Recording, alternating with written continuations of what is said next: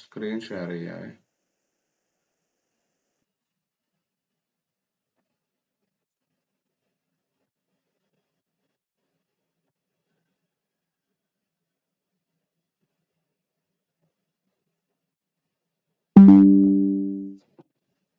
കാണുന്നുണ്ടല്ലോ.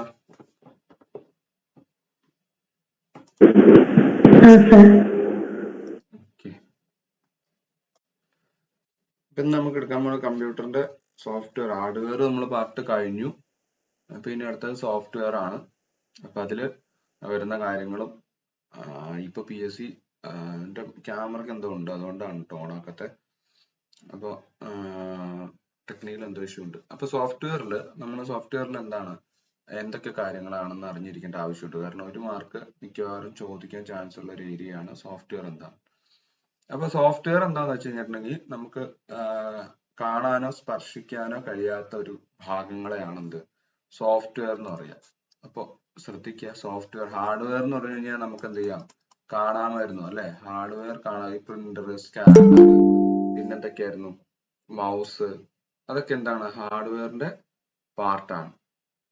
അപ്പൊ ഹാർഡ്വെയറിനെ കാണാനും സ്പർശിക്കാനും പറ്റുമായിരുന്നു. എന്നാൽ സോഫ്റ്റ്വെയർ എന്ന് പറയണതോ നമുക്ക് കാണാനോ സ്പർശിക്കാനോ കഴിയാത്ത ഭാഗങ്ങളെയാണ്. അതായത് ഒരു കൂട്ടം പ്രോഗ്രാമുകൾ ഉപയോഗിച്ച് കമ്പ്യൂട്ടർ സിസ്റ്റത്തിന്റെയും മറ്റ് ഇലക്ട്രോണിക് ഉപകരണങ്ങളുടെയും പ്രവർത്തനവും കാര്യക്ഷമവും ഫലപ്രദമായി നടത്താൻ സഹായിക്കുന്നവയാണ് എന്ത് സോഫ്റ്റ്വെയർ. അപ്പോ എന്താണ് സോഫ്റ്റ്വെയർ? ഒരു പ്രോഗ്രാമുകളാണ്, ഒരു കൂട്ടം കമ്പ്യൂട്ടർ പ്രോഗ്രാമുകളെയാണ് എന്ത് പറയുന്നത് സോഫ്റ്റ്വെയർ എന്ന് പറയുന്നത്. അപ്പൊ ഇത് ഉപയോഗിച്ചിട്ട് കമ്പ്യൂട്ടർ സിസ്റ്റത്തിന്റെ മറ്റ് ഇലക്ട്രോണിക് ഉപകരണങ്ങളുടെയും എന്ത് ചെയ്യുന്നു, പ്രവർത്തനവും കാര്യക്ഷമവും ഫലപ്രദവുമായിട്ട് നടത്താൻ സഹായിക്കുന്നവയാണ് എന്ത് സോഫ്റ്റ്വെയർ. അപ്പോൾ ഒരു കമ്പ്യൂട്ടറിന്റെയോ മറ്റ് ഇലക്ട്രോണിക് ഉപകരണങ്ങളുടെയോ പ്രവർത്തനങ്ങൾ എന്താണ് കാര്യക്ഷമവും ഫലപ്രദമായിട്ട് നടത്താൻ സഹായിക്കുന്ന ഒരു കൂട്ടം പ്രോഗ്രാമുകളെയാണ് എന്ത് സോഫ്റ്റ്വെയർ എന്ന് പറയുന്നത്. അതിനെ കാണാനോ സ്പർശിക്കാനോ കഴിയില്ല. ഇനി ഹാർഡ്വെയർ കമ്പ്യൂട്ടർ സിസ്റ്റത്തിന്റെ ശരീരം, കണ്ടോ, കാണാനും തൊടാനൊക്കെ പറ്റും, ശരീരം രൂപപ്പെടുത്തുന്നുവെന്ന് പറയാമെങ്കിൽ സോഫ്റ്റ്വെയറോ അതിന്റെ മനസ്സോ ആത്മാവോ ആണ് എന്ന് പറയാം. അപ്പൊ ഹാർഡ്വെയർ എന്ന് പറയുന്നത് ശരീരമാണെന്നുണ്ടെങ്കിൽ സോഫ്റ്റ്വെയർ എന്ന് പറയുന്നത് എന്താണ്, കമ്പ്യൂട്ടറിന്റെ മനസ്സോ ആത്മാവോ ആകാം. ഇത് ക്ലിയർ ആണോ, എന്താണ് സോഫ്റ്റ്വെയർ എന്ന് പറഞ്ഞത്?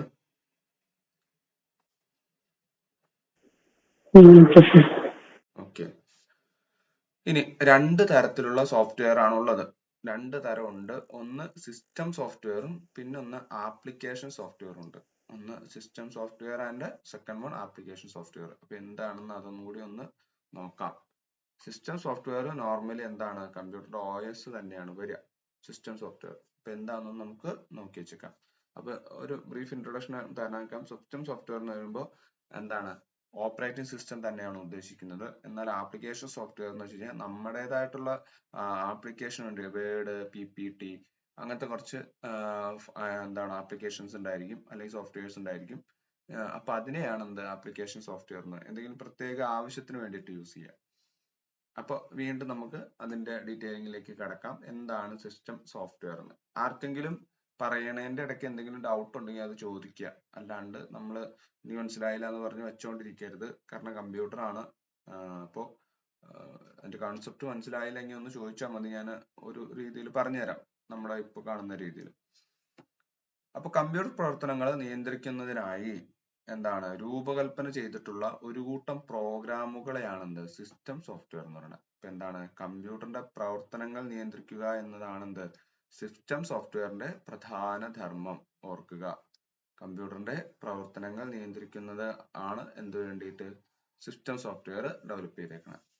ഇനി കമ്പ്യൂട്ടറിന്റെ പ്രവർത്തനങ്ങളെ നിയന്ത്രിച്ചുകൊണ്ടും പിന്നെ കമ്പ്യൂട്ടർ സംവിധാനത്തിന്റെ അകത്തേക്കും പുറത്തേക്കും ഡാറ്റ എത്തിച്ചുകൊണ്ടും അതുപോലെ തന്നെ എന്താണ് ആപ്ലിക്കേഷൻ പ്രോഗ്രാമുകളുടെ കൃത്യനിർവഹണത്തിന്റെ എല്ലാ ഘട്ടങ്ങളും ചെയ്തുകൊണ്ടും കമ്പ്യൂട്ടർ സിസ്റ്റത്തിന്റെ ഉപയോഗത്തിൽ മനുഷ്യനെ സഹായിക്കുന്നതിന് വേണ്ടി രൂപകൽപ്പന ചെയ്ത പ്രോഗ്രാമുകളാണ് ഇവ.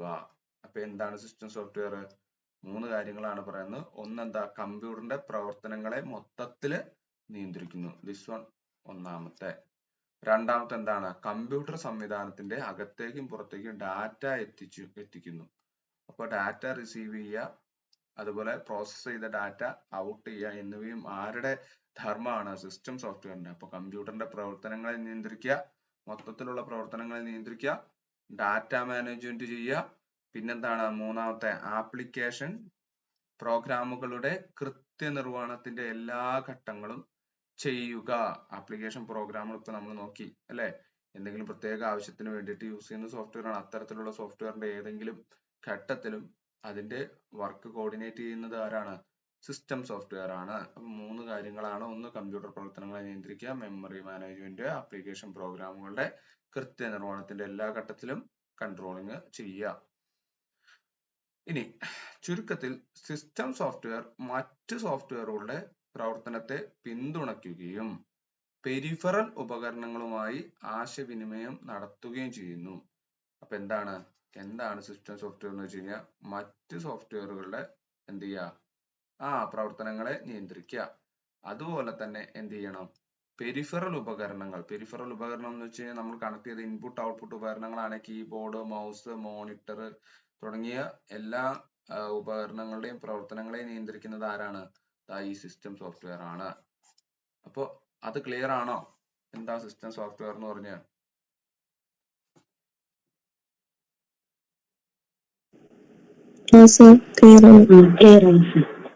ആർക്കെങ്കിലും കോൺസെപ്റ്റ് മനസ്സിലാവാത്തുണ്ടെങ്കിൽ ചോദിക്കുക.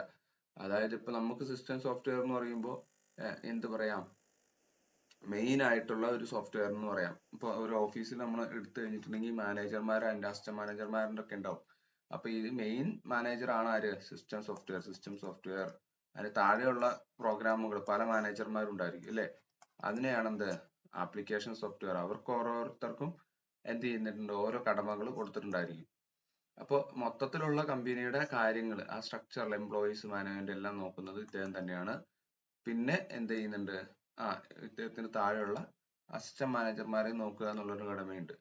അപ്പൊ അങ്ങനെയാണ് നമുക്ക് സിസ്റ്റം സോഫ്റ്റ്വെയറിനെ റിലേറ്റ് ചെയ്യാവുന്നത്. സിസ്റ്റം സോഫ്റ്റ്വെയർ ആണ് ബാക്കി സോഫ്റ്റ്വെയറുകളുടെ എല്ലാ പ്രവർത്തനങ്ങളും കോർഡിനേറ്റ് ചെയ്യുന്നത്. പിന്നെ എന്ത് ചെയ്യുന്നത്? പെരിഫറൽ ഡിവൈസസിനെ കൺട്രോൾ ചെയ്യുന്നത്. അതുകൂടാതെ തന്നെ മെമ്മറി, കമ്പ്യൂട്ടറിന്റെ ഉള്ളിലേക്കുള്ള മെമ്മറി, അതുപോലെ തന്നെ പ്രോസസ്സ് ചെയ്ത ഡാറ്റ പുറത്തേക്ക് കൊണ്ടുപോകുന്നതിലും എന്തുണ്ട്? ആർക്ക് പങ്കുണ്ട്? സിസ്റ്റം സോഫ്റ്റ്വെയറിന് പങ്കുണ്ട്. ഇനി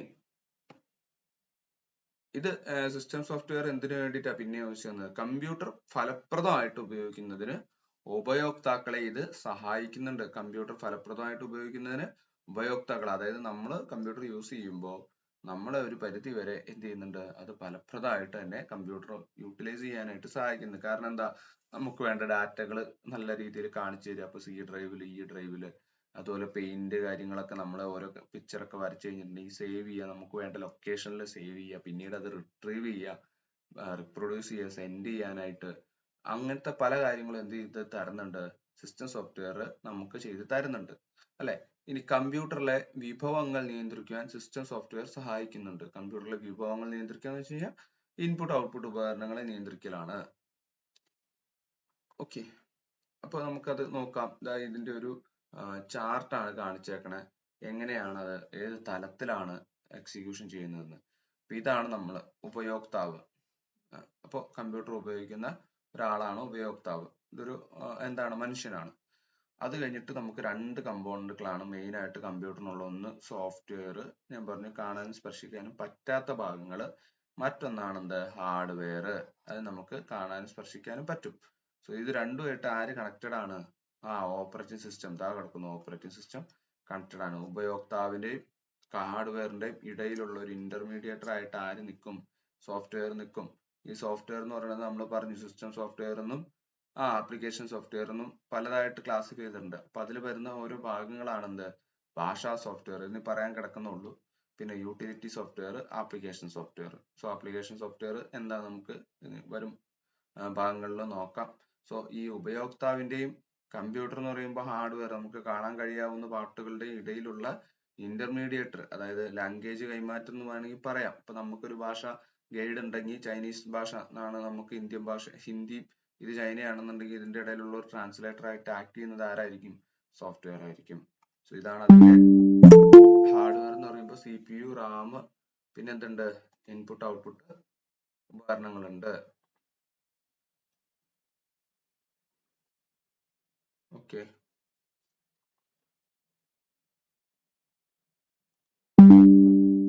നെക്സ്റ്റ്.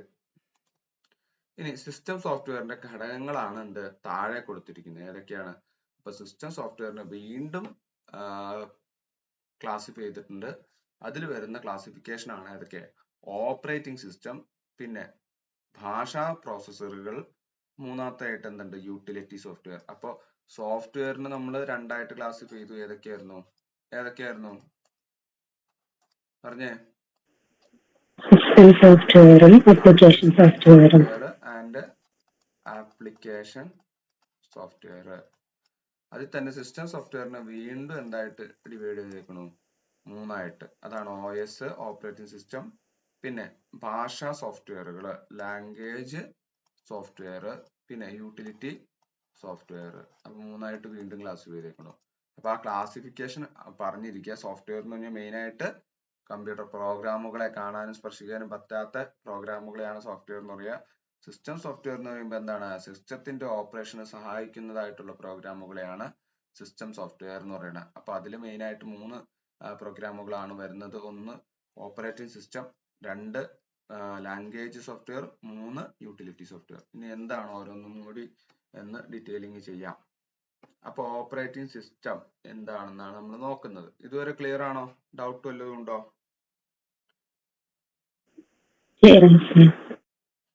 പിന്നെ ഒരു കാര്യം ഇവിടെ പറയാനുണ്ട്.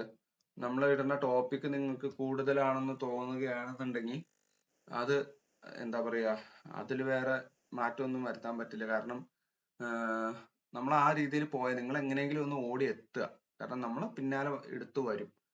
അപ്പൊ എക്സാമിന് മുമ്പ് നമുക്ക് അതൊന്ന് റിവിഷൻ ചെയ്യാനും ഇതിനൊക്കെ വേണ്ടിയിട്ടാണ്, നിങ്ങളെ കൊണ്ട് വർക്ക് ചെയ്യിപ്പിക്കാനും വേണ്ടിയിട്ടാണ്. നമുക്ക് തീർക്കാനുള്ളത് അത്രമാത്രം ഉണ്ട്. അപ്പൊ അതുകൊണ്ട് എങ്ങനെയെങ്കിലും കിട്ടുന്ന സമയം യൂട്ടിലൈസ് ചെയ്തിട്ട് മാക്സിമം അത് തീർക്കാനായിട്ട്, ആ തരുന്ന ടോപ്പിക് നിങ്ങൾ തീർത്ത് പോയി കഴിഞ്ഞാൽ നിങ്ങൾ ട്രാക്കിലാണ്.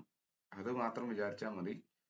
അതിൽ നിന്ന് പിന്നെയും താഴേക്ക് അല്ലെങ്കിൽ മതിയാവുകയാണെന്നുണ്ടെങ്കിൽ, നിങ്ങൾ എത്തുന്നില്ല എന്നുണ്ടെങ്കിൽ പിന്നെ നിങ്ങൾ ആ റേസിൽ ഇല്ല എന്ന് വിചാരിക്കുക. അപ്പൊ എങ്ങനെയെങ്കിലും അത് എത്തിക്കാൻ നോക്കുക. കാരണം 2 വീക്കിൽ സംബന്ധിച്ച് അത് തീർക്കാവുന്നുള്ളൂ. മാക്സിമം ഒന്ന് നോക്കുക. കാരണം വേറെ വഴിയില്ല. അതുകൊണ്ട് കിട്ടുന്ന സമയമൊക്കെ നിങ്ങൾ യൂട്ടിലൈസ് ചെയ്ത് പഠിക്കാൻ നോക്കുക. അപ്പൊ കുറച്ച് സമയമൊക്കെ നമ്മൾ എവിടെ പോകണമെന്ന് വെച്ച് കഴിഞ്ഞാൽ, നാളെ അത് പ്ലാൻ ചെയ്ത് ആ സമയം വരുമ്പോൾ മൊബൈൽ സ്വിച്ച് ഓഫ് ആക്കുക, അല്ലെങ്കിൽ ആരോടെങ്കിലും ഇന്നയാണ് പഠിക്കാതിരിക്കാന്ന് പറഞ്ഞിട്ട് പഠിക്കാനിരിക്കാൻ നോക്കുക. അല്ലാതെ നമ്മൾ ആ ടോപ്പിക് കവർ ചെയ്ത് തീർക്കില്ല. നിങ്ങൾ നോർമൽ സ്പെൻഡ് ചെയ്യണ ഒരു സമയം കൊണ്ട് അത് തീർക്കാന്ന് വിചാരിച്ചാൽ നടക്കത്തില്ല. അപ്പൊ നിങ്ങൾ തന്നെ എക്സ്ട്രാ സമയം കണ്ടെത്തി തീർക്കാൻ നോക്കുക. അടുത്ത ഓപ്പറേറ്റിംഗ് സിസ്റ്റം ആണ്. ഓപ്പറേറ്റിംഗ് സിസ്റ്റം എന്ന് പറയുന്നത് എന്താണ്? ഞാൻ പറഞ്ഞു, ഉപയോക്താവിന്റെയും ഹാർഡ്വെയറിന്റെ ഇടയിൽ ഒരു ഇന്റർമീഡിയേറ്റർ ആണ്, അല്ലെ? ഉപയോക്താവിനെയും കമ്പ്യൂട്ടർ ഹാർഡ്വെയറിനെയും ബന്ധിപ്പിക്കാനായിട്ടുള്ള ഒരു കൂട്ടം പ്രോഗ്രാമുകളെയാണ് എന്ത്? ഓപ്പറേറ്റിംഗ് സിസ്റ്റം എന്ന് പറയുന്നത്. ഓർക്കുക, ഉപയോക്താവ് എന്ന് വെച്ച് കഴിഞ്ഞാൽ നമ്മള്, അല്ലെ? മനുഷ്യൻ. അപ്പൊ ഉപയോക്താവിനെയും പിന്നെ കമ്പ്യൂട്ടർ ഹാർഡ്വെയർ, ഇപ്പൊ പറഞ്ഞു CPU, ALU ഒക്കെ. അപ്പൊ ആ ഹാർഡ്വെയറിനെ തമ്മിൽ ബന്ധിപ്പിക്കുക, അതിന് വേണ്ടിയിട്ടുള്ള ഒരു കൂട്ടം പ്രോഗ്രാമുകളാണ്. പ്രോഗ്രാം എന്ന് വെച്ച് കഴിഞ്ഞാൽ എന്താ? ബേസിക്കലി എന്താ പ്രോഗ്രാം എന്ന് പറഞ്ഞു കഴിഞ്ഞാൽ? എന്താ ബേസിക്കലി പ്രോഗ്രാം എന്ന് പറഞ്ഞു കഴിഞ്ഞാൽ? ആർക്ക് പറയാം? പ്രോഗ്രാം എന്ന് പറഞ്ഞാൽ ബേസിക്കലി എന്താ?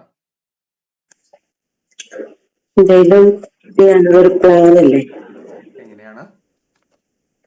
ഒരു പ്ലാൻ ഡെവലപ്പ് ചെയ്യുന്നതല്ലേ? കേട്ടില്ല. സുചിത്ര അല്ലേ? കേട്ടില്ല.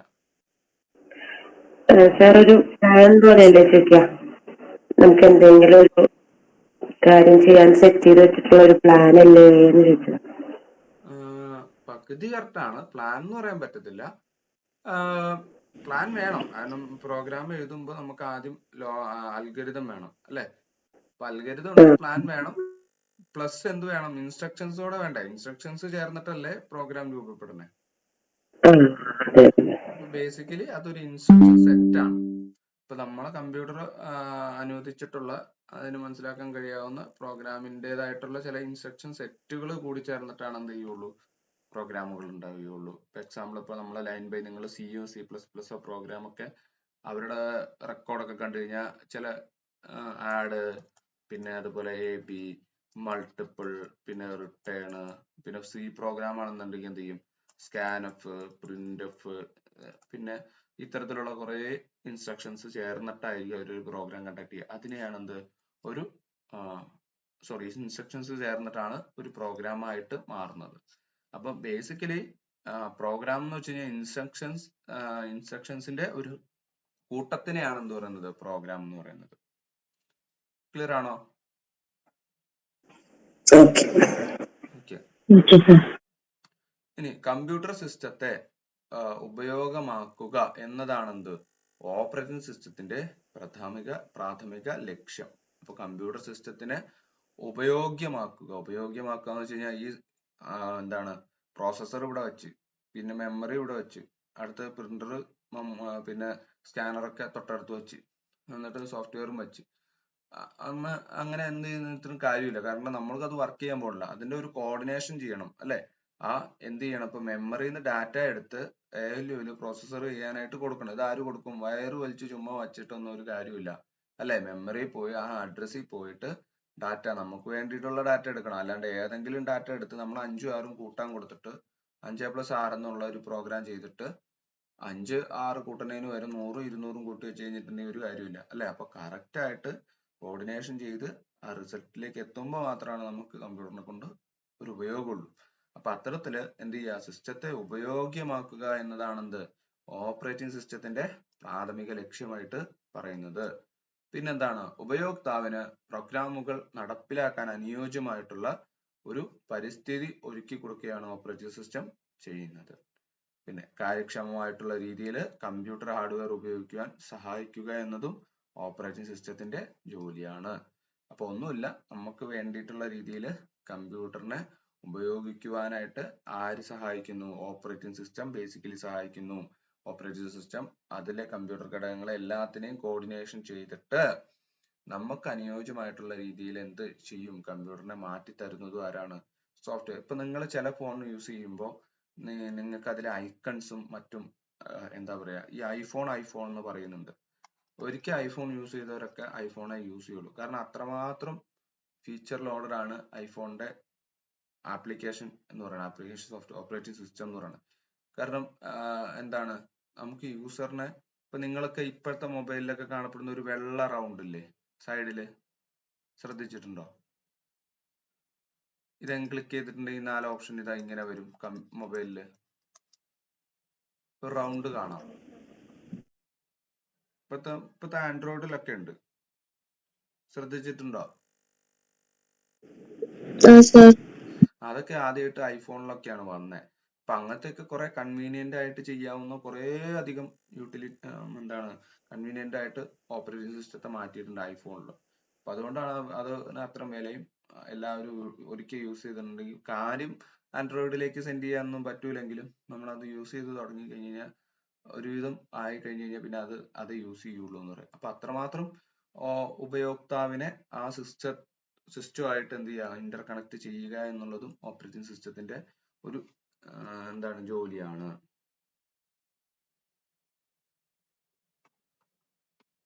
ഓക്കെ.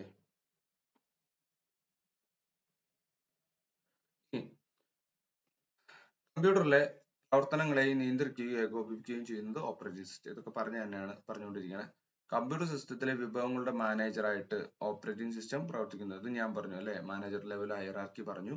ഏറ്റവും പ്രധാനപ്പെട്ട സിസ്റ്റം സോഫ്റ്റ്വെയർ ആണ് ഓപ്പറേറ്റിംഗ് സിസ്റ്റം. അതൊന്ന് ഓർത്ത് വെച്ചേക്കുക. ഏറ്റവും പ്രധാനപ്പെട്ട സിസ്റ്റം സോഫ്റ്റ്വെയറിനെ എന്തായിട്ടാ 3 ക്ലാസിഫൈ ചെയ്തേക്കണേ. ഒന്ന് ഓപ്പറേറ്റിംഗ് സിസ്റ്റം, പിന്നെ എന്താണ് ലാംഗ്വേജ് സോഫ്റ്റ്വെയർ, പിന്നെന്തായിരുന്നു ക്ലാസിഫൈ ചെയ്തേ? Utility, application software. മറന്നു വരുത്. അപ്പോ സിസ്റ്റം സോഫ്റ്റ്വെയറിന് 3 ഓപ്പറേറ്റിംഗ് സിസ്റ്റം, ഭാഷാ പ്രോസസ്സറുകൾ, യൂട്ടിലിറ്റി സോഫ്റ്റ്വെയർ. അതിലേറ്റവും പ്രധാനപ്പെട്ടതാണ് എന്ത്? Operating system. ഇനി ഓപ്പറേറ്റിംഗ് സിസ്റ്റത്തിന്റെ പ്രധാനപ്പെട്ട ധർമ്മങ്ങളാണ് എന്ത്? പ്രോസസ് കൈകാര്യം ചെയ്യുക. പ്രോസസ് എന്ന് പറഞ്ഞു കഴിഞ്ഞാൽ എന്താ? എന്തെങ്കിലും ടാസ്ക്, കമ്പ്യൂട്ടറിന് കൊടുത്തിട്ടുള്ള എന്തെങ്കിലും ഒരു ടാസ്ക്. എക്സാമ്പിൾ ആയിട്ട് പറയുകയാണെങ്കിൽ 2 സംഖ്യകൾ കൂട്ടുക, അല്ലെങ്കിൽ വീഡിയോ എഡിറ്റിംഗ്, അല്ലെങ്കിൽ പാട്ട് പ്ലേ ചെയ്യുക, എന്തെങ്കിലും ഒരു ടാസ്ക് ആയിക്കോട്ടെ, ആ ടാസ്ക് എന്താണ് കുറ്റമറ്റതായിട്ടുള്ള രീതിയിൽ കൈകാര്യം ചെയ്ത് യൂസർക്ക് അലോസരം ഉണ്ടാവാത്ത രീതിയിൽ റിസൾട്ട് ഉണ്ടാക്കുക എന്നുള്ളത് ആരുടെ ധർമ്മമാണ്? ഈ ഓപ്പറേറ്റിംഗ് സിസ്റ്റത്തിന്റെ ധർമ്മമാണ്. അപ്പൊ മെമ്മറി കൈകാര്യം ചെയ്യുക, ഫയൽ കൈകാര്യം ചെയ്യുക, സെക്യൂരിറ്റി കൈകാര്യം ചെയ്യുക, നിർദ്ദേശങ്ങൾ വ്യാഖ്യാനിക്കുക തുടങ്ങിയ എല്ലാ ആരുടെ എന്താണ് ധർമ്മമാണ്? ഓപ്പറേറ്റിംഗ് സിസ്റ്റത്തിന്റെയാണ് അല്ലെ? അപ്പോൾ ചീഫ് മാനേജർ ആകുമ്പോൾ എല്ലാത്തിന്റെയും എന്ത് ചെയ്യണം? ഒരു മേൽനോട്ടം ഉണ്ടായിരിക്കും. അപ്പൊ അതുകൊണ്ട് തന്നെ ഓപ്പറേറ്റിംഗ് സിസ്റ്റത്തിന്റെ പ്രാധാന്യം എന്നുള്ളത് വളരെ വലുതാണ്. പിന്നെ പ്രോസസ് കൈകാര്യം ചെയ്യുക എന്നതുകൊണ്ട് ഉദ്ദേശിക്കുന്നത് എന്താണ്? ഇപ്പൊ ഇത്തരം കാര്യങ്ങളാണ് ഓപ്പറേറ്റിംഗ് സിസ്റ്റത്തിന്റെ എന്താണ് ജോലിയായിട്ട് പറയുന്നത്. ഏതൊക്കെയാണ്? പ്രോസസ് കൈകാര്യം ചെയ്യുക, മെമ്മറി കൈകാര്യം ചെയ്യുക, ഫയൽ കൈകാര്യം ചെയ്യുക, സെക്യൂരിറ്റി. കമ്പ്യൂട്ടറിന്റെ സെക്യൂരിറ്റി അത്യാവശ്യമാണ് അല്ലെ? ഇപ്പൊ നമ്മുടെ ഇന്നത്തെ ഡിജിറ്റൽ എന്താണ് ലോകത്ത് നമ്മുടേതായിട്ടുള്ള details, bank account details, privacy, photos ഒക്കെ അതിന്റെ സെക്യൂരിറ്റി ഉറപ്പാക്കുക എന്നുള്ള ഒരു വീടിനെ പോലെ തന്നെയാണ് നമ്മുടെ കമ്പ്യൂട്ടറും അല്ലെ? അപ്പൊ അതിന്റെ സെക്യൂരിറ്റി എന്ന് പറയുന്നത് ആരുടെ ധർമ്മമാണ്? ഓപ്പറേറ്റിംഗ് സിസ്റ്റത്തിന്റെ ധർമ്മമാണ്. ഇനി പ്രോസസ് കൈകാര്യം ചെയ്യുക എന്നുള്ളത് കൊണ്ട് എന്താ ഉദ്ദേശിക്കുന്നത്? പ്രോസസ്സുകളുടെ വിന്യാസം തിരിച്ചെടുക്കലും പിന്നെ അതുപോലെ വിവിധ പ്രോസസ്സുകൾ വിഭവങ്ങൾ നൽകുന്നതിനുള്ള പദ്ധതി തയ്യാറാക്കൽ എന്നിവയാണ് ഓപ്പറേറ്റിംഗ് സിസ്റ്റത്തിലെ പ്രോസസ് കൈകാര്യം ചെയ്യുന്ന ഭാഗം പുലർത്തുന്നത്. പ്രോസസ് കൈകാര്യം ചെയ്യുന്ന വെച്ച് കഴിഞ്ഞാൽ ഇത്രേ ഉള്ളൂ. എന്താ പറയാ, ഇപ്പൊ നമുക്ക് വീട് ചെയ്യണം അല്ലെ? വീട് വെക്കണം. അപ്പൊ അതിൽ ഓരോരോ കാര്യങ്ങളായിട്ടല്ലേ നമ്മൾ, അല്ലാണ്ട് ഒന്നിച്ചു കൊണ്ടുവന്ന് വീടങ്ങ് കൊണ്ടുവന്ന് വെക്കല്ലോ. ആദ്യം എന്ത് ചെയ്യണം? ആദ്യം ഈ വാനം താഴ്ത്തണം, പിന്നെ കല്ലിടണം, അതിനുശേഷം മണ്ണിട്ട് ഫില്ല് ചെയ്യണം, പിന്നീടാണ് എന്ത് ചെയ്യണേ? കട്ട വെച്ച് പൊക്കി വരുന്നത്. അപ്പൊ അത് ഓരോ സ്റ്റെപ്പ് ബൈ സ്റ്റെപ്പ് ആയിട്ടാ പറയുന്നത് അല്ലെ? ചെയ്യുന്നത്. അപ്പൊ അതുപോലെ തന്നെ ഒരു പ്രോസസ്സ് കൈകാര്യം ചെയ്യുമ്പോ അതിന്റെ ആ പ്രോസസ്സിന്റെ വിന്യാസവും തിരിച്ചെടുക്കലും എന്തൊക്കെ സ്റ്റെപ്പിലാണത് ചെയ്തു തീർക്കേണ്ടത്, അതുപോലെ വിവിധ പ്രോസസ്സറുകൾ വിഭവങ്ങൾ നൽകുന്നതിനുള്ള പദ്ധതി. അപ്പോ ഒരു ആഡ് ഇൻസ്ട്രക്ഷൻ ആണ് കൊടുത്തെങ്കിൽ അതിന് കമ്പ്യൂട്ടറിന്റെ വിഭവമായിട്ടുള്ള മെമ്മറി ആവശ്യമായിട്ട് വരും അല്ലെ? ആ മെമ്മറി ആയിട്ട് ആവശ്യമായിട്ട് വരുമ്പോൾ ഞാൻ പറഞ്ഞു, ഏതെങ്കിലും രണ്ട് നമ്പർ ആഡ് ചെയ്താൽ പോരാ. കറക്റ്റ് നമുക്ക് വേണ്ടിയിട്ടുള്ള ഡാറ്റ അല്ലെങ്കിൽ ആ ഒരു രണ്ട് എന്താണ് ലൊക്കേഷനിൽ നിന്ന് തന്നെ കറക്റ്റ് ആയിട്ട് കിട്ടണം എന്ന് വരുമ്പോൾ അതിന് ഹെൽപ്പ് ചെയ്യുന്നത് ആരാണ്? അതിന് ഹെൽപ്പ് ചെയ്യുന്നത് ഓപ്പറേറ്റിംഗ് സിസ്റ്റം. അപ്പൊ ആ ടാസ്ക്, നമ്മൾ കൊടുത്തിട്ടുള്ള ടാസ്ക് എക്സിക്യൂട്ട് ചെയ്യുമ്പോൾ അതിന്റെ സ്റ്റെപ്പ് ബൈ സ്റ്റെപ്പ് വിന്യാസങ്ങളും വിവിധ പ്രോസസ്സറുകൾക്ക് ഏതൊക്കെ വിഭവങ്ങളാണ്, ഇപ്പൊ അത് പ്രിന്റ് ചെയ്യണം എന്നുണ്ടെങ്കിൽ എന്ത് ചെയ്യണം? ആ സോഫ്റ്റ്വെയറിനെ പ്രിന്ററുമായിട്ട് ബന്ധിപ്പിച്ച് അത് പ്രിന്റ് ചെയ്യിപ്പിച്ച് എടുക്കണം. അത്തരത്തിലുള്ള കാര്യങ്ങളൊക്കെ ചെയ്യുന്നത് ആരാണ്? ഓപ്പറേറ്റിംഗ് സിസ്റ്റം ആണ്. അത് ക്ലിയർ ആയോ?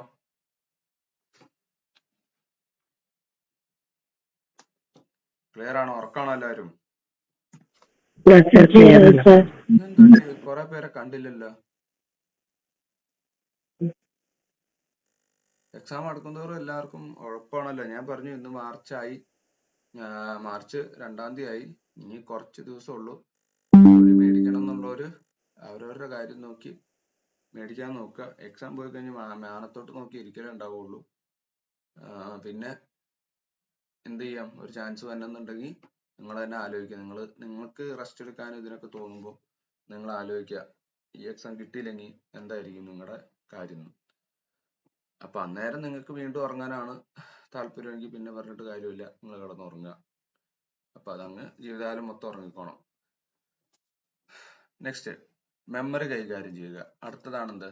മെമ്മറി കൈകാര്യം ചെയ്യുക. പിന്നെ ഒറ്റ കാര്യമുള്ളൂ, ഈ ഒരു 6 മാസം കഷ്ടപ്പെട്ട് കഴിഞ്ഞാൽ ജീവിതകാലം മൊത്തം നല്ല സമാധാനത്തോടു കൂടി ഉറങ്ങാം. ഈ 6 മാസം കഷ്ടപ്പെട്ടില്ലെങ്കിലോ വരുന്ന കാലഘട്ടത്തിലൊക്കെ ഒരിക്കൽ പോലും മനസമാധാനത്തോടെ ഉറങ്ങാനും പല കാര്യങ്ങളും ആലോചിച്ച് ടെൻഷൻ അടിച്ചും ഉറങ്ങേണ്ടി വരും. ഏതാ വേണ്ടതെന്ന് നിങ്ങൾ തന്നെ തീരുമാനിക്കുക.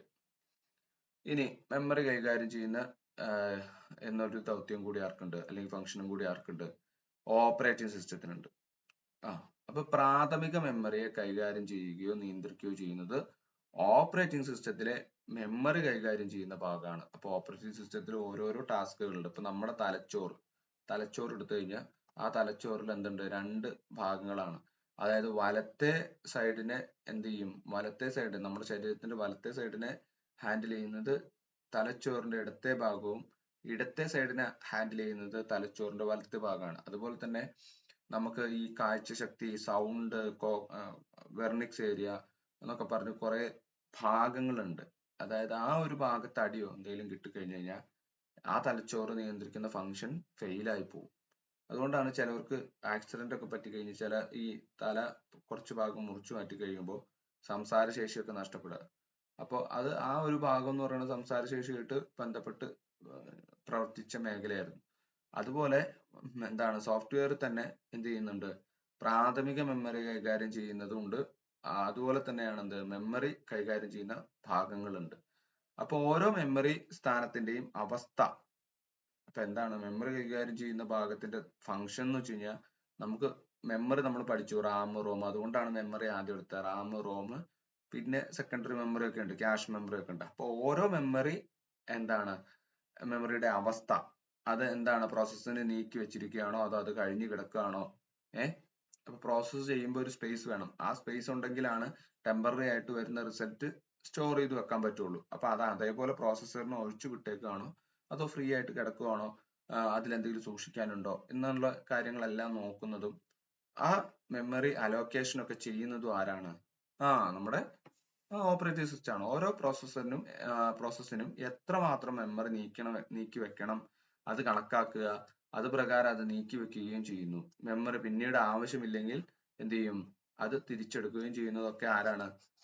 മെമ്മറി മാനേജ്മെന്റ് യൂണിറ്റ് എന്ന് പറയും സിസ്റ്റം സോഫ്റ്റ്വെയറിലെ അല്ലെങ്കിൽ ഓപ്പറേറ്റിംഗ് സിസ്റ്റത്തിലെ തന്നെ മറ്റൊരു ഓപ്പറേറ്റിംഗ് സിസ്റ്റത്തിന്റെ ഭാഗമാണ് മെമ്മറി മാനേജ്മെന്റ് യൂണിറ്റ് എന്ന് പറയുന്നത്. അപ്പൊ ഈ മെമ്മറി മാനേജ്മെന്റ് യൂണിറ്റിന്റെ പ്രാധാന്യം എന്ന് പറയുന്നത് വളരെ ഇമ്പോർട്ടന്റ് ആണ്. ഇപ്പൊ നമുക്ക് ഈ ക്ലൗഡ് കമ്പ്യൂട്ടിംഗ് ഒക്കെ വരുന്നുണ്ട്, ക്ലൗഡ് കമ്പ്യൂട്ടിംഗ്. പിന്നെ ഈ ആമസോൺ ഫ്ലിപ്കാർട്ട് ഒക്കെ പോലത്തുള്ള പല വമ്പൻ എന്ത് ചെയ്യുന്നുണ്ട്, കൊമേഴ്ഷ്യൽ മറ്റ് സ്ഥാപനങ്ങളുണ്ടല്ലോ ഓൺലൈൻ. അപ്പൊ അവരൊക്കെ അതിന്റെ ഡാറ്റാബേസ് മറ്റതൊക്കെ മാനേജ് ചെയ്യുന്നത് ഈ ക്ലൗഡിലായിരിക്കും. അപ്പൊ അതിന്റെയൊക്കെ മാനേജ്മെന്റ് ചെയ്യുക, മെമ്മറി കൈകാര്യം ചെയ്തില്ലെങ്കിൽ ആവശ്യത്തിൽ കൂടുതൽ മെമ്മറി നമുക്ക് യൂട്ടിലൈസ് ചെയ്യേണ്ടി വരും. അപ്പൊ ഈ മെമ്മറി മാനേജ്മെന്റ് എന്ന് പറയുന്നത് ഇപ്പോഴത്തെ ഒരു പ്രധാന മേഖലയാണ്. ഒറാക്കിൾ ക്ലൗഡ്, ഒറാക്കിളിലൊക്കെ പോയിട്ടുള്ള സോഫ്റ്റ്വെയർ ആണ് ഇത്. DBMS എന്നൊക്കെ പറയും, ഡാറ്റാബേസ് മാനേജ്മെന്റ് സിസ്റ്റം. മെമ്മറി നമ്മുടെ ചെറിയൊരു കമ്പ്യൂട്ടറിലെ കാര്യമാണ് ഞാൻ പറയുന്നത്, അത് വലിയ സ്കെയിലിൽ ചെയ്യുന്നതും ഉണ്ട്. അപ്പൊ നിങ്ങൾ ആലോചിക്കുക, നിങ്ങൾ ശ്രദ്ധിച്ചിട്ടില്ലേ നമ്മുടെയൊക്കെ ഈ ആമസോണൊക്കെ എത്രയോ ലക്ഷക്കണക്കിനും കോടിക്കണക്കിനും ആൾക്കാരാണ് അതൊക്കെ യൂസ് ചെയ്യണത്. അപ്പൊ അവരുടെ ഓരോ പ്രൊഫൈൽ ഉണ്ട്. ഇപ്പൊ നമുക്ക് വെറുതെ അങ്ങ് കയറി ആമസോണിൽ ഓർഡർ ചെയ്യാൻ പറ്റും, നമ്മളൊരു ജിമെയിൽ അക്കൗണ്ട് നമ്പറൊക്കെ കൊടുത്തിട്ടാണ്. അപ്പൊ അവര് വന്നെടുക്കുമ്പോൾ ആ സോഫ്റ്റ്വെയർ ഒന്ന് വർക്ക് ചെയ്യണമെന്ന് ആലോചിക്കുക. നിങ്ങൾ വീട്ടിലിരുന്ന് നിങ്ങളുടെ ഒരു പ്രൊഡക്റ്റ് ഓർഡർ ചെയ്യുന്നു, അത് ആമസോണിലെ വെബ്സൈറ്റ് ചെല്ലുന്നു, ആ കറക്റ്റ് വ്യക്തിക്ക് ആ കറക്റ്റ് എന്ത് ചെയ്യുന്നുണ്ട്, സാധനം തന്നെ ലഭിക്കുന്നുണ്ട്. അപ്പൊ ഇതെല്ലാം എന്താണ്, എവിടെയാണ്, എന്താണ് എന്നുള്ള രീതിയിൽ ആ ഓപ്പറേറ്റിംഗ് സിസ്റ്റം കൺട്രോൾ ചെയ്യണത് കൊണ്ടാണ് ഈ ഒരു കാര്യങ്ങളൊക്കെ നടക്കുന്നത്. അപ്പൊ മെമ്മറിയെ മാനേജ്മെന്റ് ചെയ്യാന്ന് പറയുന്നത് എന്താണ്, ഓപ്പറേറ്റിംഗ് സിസ്റ്റത്തിന്റെ ഒരു ടാസ്ക് കൂടിയാണ്. ഓക്കെ ആണോ?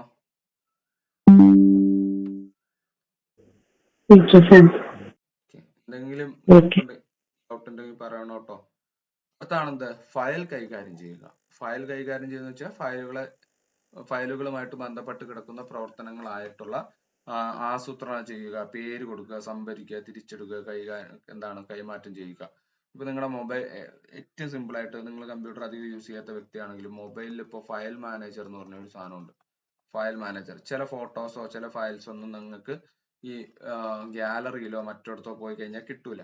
എന്നാൽ അതേസമയം നമ്മൾ ഫയൽ മാനേജറിൽ പോയി കഴിഞ്ഞ് കഴിഞ്ഞാൽ ഡൗൺലോഡ്സിലോ അല്ലെങ്കിൽ എവിടെയാണ് കിടക്കണമെന്ന് വെച്ച് കഴിഞ്ഞാൽ ഫയൽ കറക്റ്റ് ആയിട്ട് നമുക്ക് എടുക്കാൻ പറ്റും. അപ്പൊ അത്തരത്തിലുള്ള ഫയൽ മാനേജ്മെന്റ് സ്മൂത്ത് ആക്കുക, ഫയലുകളെ കൈകാര്യം ചെയ്യുന്ന രീതി സ്മൂത്ത് ആക്കുക, അതിനെ റീനെയിം ചെയ്യുക, ആവശ്യമായിട്ടുള്ള ലൊക്കേഷനിലേക്ക് അത് മാറ്റുക, അതിനു വേണ്ടിയിട്ടുള്ള കാര്യങ്ങൾ പ്രൊവൈഡ് ചെയ്യുക എന്നിവയൊക്കെയാണ് എന്ത് ഫയൽ കൈകാര്യം ചെയ്യുക എന്നതുകൊണ്ട് ഉദ്ദേശിക്കുന്നത്. അപ്പോൾ നമുക്ക് ആവശ്യമായിട്ടുള്ള ഫയൽ ഇപ്പൊ റീ എഡിറ്റിംഗ് ചെയ്യേണ്ട ആവശ്യം വരിക, ഒരേ ഫയൽ തന്നെ എന്ത് ചെയ്യേണ്ടി വരും, റീയൂസ് ചെയ്യേണ്ട ആവശ്യം വരുന്ന സമയത്തൊക്കെ അതിനെയൊക്കെ എഫക്റ്റീവ് ആയിട്ട് യൂട്ടിലൈസ് ചെയ്യാനും എടുക്കുവാനും വേണ്ടിയിട്ട് നമ്മളെ സഹായിക്കുന്ന ഓപ്പറേറ്റിംഗ് സിസ്റ്റത്തിന്റെ ഭാഗമാണ് എന്ത് ഫയൽ കൈകാര്യം ചെയ്യുന്നുള്ള ഒരു സെപ്പറേറ്റ് സെക്ഷൻ ഉണ്ട്. അപ്പൊ അവരുടെ ധർമ്മം ഇത് തന്നെയാണ്, ഫയലുമായിട്ട് ബന്ധപ്പെട്ട മറ്റു കാര്യങ്ങളിൽ നമ്മളെ ഹെൽപ്പ് ചെയ്യുക. അതൊക്കെ ആണോ?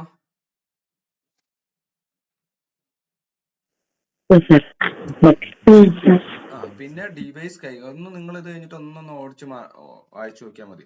ഇത്ര അങ്ങ് ഡീപ്പായിട്ടൊന്നും PSCക്ക് വരില്ല, പക്ഷെ എന്നാലും നമ്മളങ്ങ് പറഞ്ഞു പോവുക.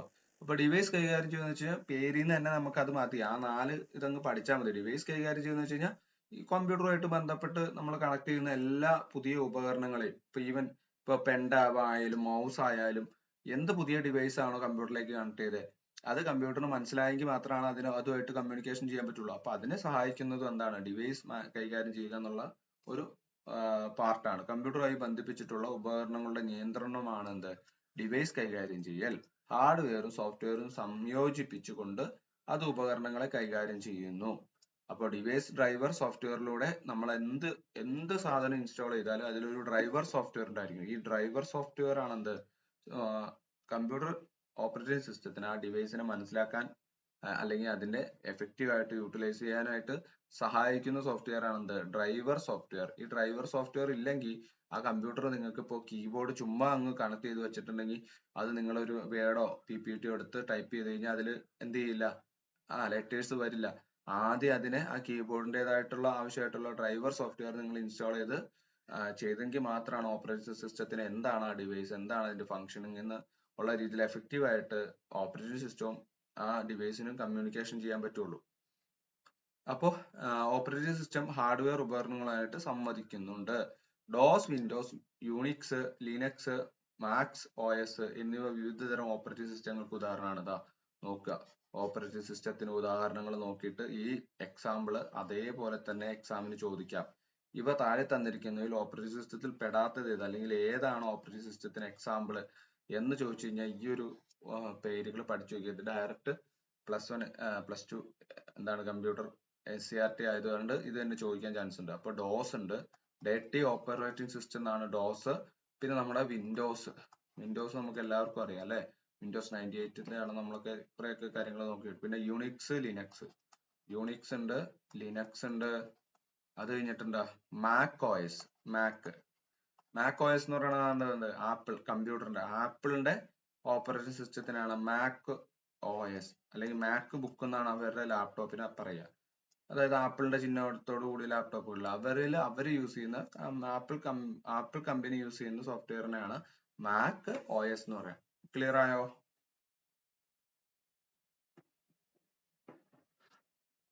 ക്ലിയർ ആണോ? ഡോസ് എന്ന് പറഞ്ഞ എന്തായിരുന്നു? ഡോസ്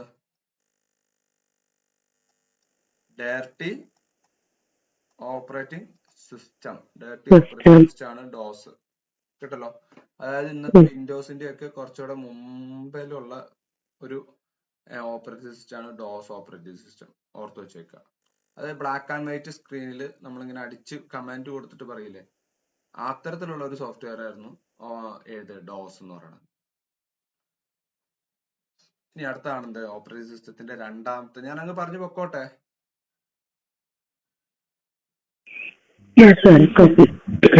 മനസ്സിലാവുക ഉണ്ടോ ആർക്കെങ്കിലും? ഉണ്ടെങ്കിൽ ഒന്ന് പറയണോ?